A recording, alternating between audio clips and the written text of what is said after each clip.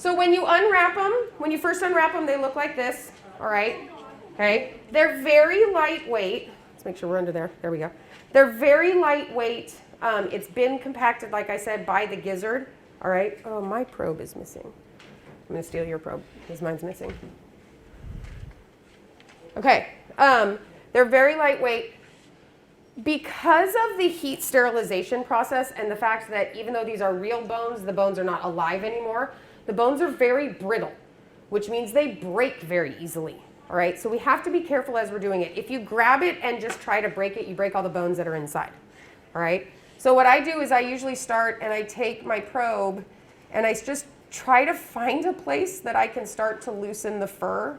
Oh, see, and there's went a bone. Where'd it go? Well, that's part of something right there. Okay, oh, there's a little bone. Can you guys see that? Ooh, I have to find the camera. Where's the camera? There's the camera. Ooh, little bone. Okay.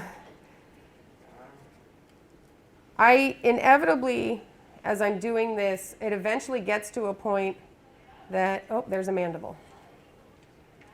So that, a mandible. I will tell you. So, as you go to identify these, the easiest way when you're doing the identification is either through skull, mandible, or pelvic bone. The skull is easy. I mean, it's the top part of the skull. The mandible is their lower jaw. Okay? Rodents, our lower jaw is fused together and is one piece. Rodents' lower jaw is not fused. It's two separate mandibles. So this here, you see the teeth? That is the lower mandible from one side. So as you're counting mandibles, if you end up with 5 mandibles, that's 3 different animals that owl ate, because there's 2 mandibles per animal. Or if you end up with, 5 pelvic bones, that's 3 different animals. Okay. What I'm doing now is this, because sitting here trying to just pick at it can take a really long time. Now that I've started to loosen it up, I'm going to grab it and ever so gently, I'm starting to see if I can pull it apart. If I get a bunch of resistance or if I start to hear a lot of cracking, I stop. Because the cracking is all of the bones breaking.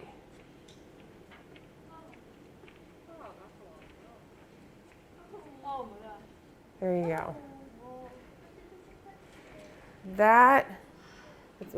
There we go. That little loop there that you can see, that's the top of a pelvic bone, yeah. Yeah. Okay, so I'm going to stop with mine. Any questions about the dissection? Okay, now we did find some really, really cool things over the last 2 days, and you're the last class to do this. Yesterday morning in one of the classes, Mrs. Morgan said, what is this? This looks totally different. This is weird, because it was a completely different color. And they were right. We found the parts of a Titan beetle. In one of the morning pellets, they found the rat skull and the parts of the Titan beetle.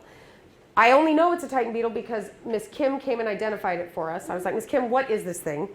In one of the afternoon classes, we found another pellet that also had a rat skull and more of the same beetle. So it was probably 2 pellets from the same owl, that the parts of the beetle were just in 2 separate pellets. But it's really cool because we found the actual head. I'll put it under the camera. That's the actual head. You can see the pincher parts there. That's the head. Okay. So this is back. I've never found parts of an insect in a pellet before. Never. We find rats for sure. Never have found parts of an insect before. So it was very cool. Miss Kim also told us later that they are endangered. If you have one live in a collection right now, they're like $750. If you have one preserved in a collection, they're like $250 because they are endangered and they're incredibly rare. So that was really cool. There's also parts from birds. I found a lot of bird skulls this time, which I haven't. There's been years where we never find any birds. So I've saved a bunch of stuff to show you that when you have the opportunity, you can come and see and take a look at some of the other stuff that maybe isn't in your pellet. Okay? Any questions? Well then, get gloves if you would like them and start dissecting. Okay, that's a tooth. You've got a mandible.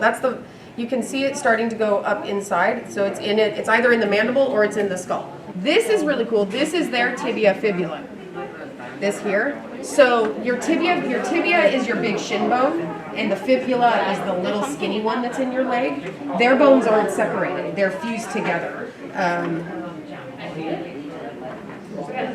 See how on the rat it's one bone there, but it has kind of like a bubble to it. It's a secondary thing there. That is this right here. See how it's got the little itty bitty part? That's the fibula portion there. These are bones. Part of the skull, base of the skull. Yeah, that's part of the So that again, that's part of the skull. That's the upper jaw part of the skull. Yeah, I know. These two here are parts of the skull. Let's put the skull parts on one.